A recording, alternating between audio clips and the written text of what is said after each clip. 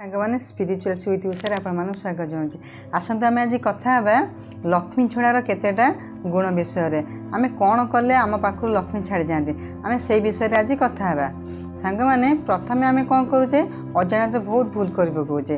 प्रथम आम कौन करुचे खाइबा बासन केबे आम जो आम खाई सारुचे खाई सारा पर आम से कौन कर हाथ किछि किछि लोक अच्छा से खाया बासन हाथ धोई दिखती सांग आम से भूल केबे करबानी खाया बासन केबे आम हाथ धोइबा नहीं तापर आम गुरुजन मान सब सम्मान करवा केबे आम लेउटे कहबानी कि सब बेले आम सम्मान करवा को सब प्रणाम करवा सम्मान करवा तापरे खाद्य खाद्य जेमितिका हेउथाउ ना कहीं आम भोजन करिया बेले शांति रे खाइबा दरकार बा शांति रे आम भोजन करवा निहाती आवश्यकता।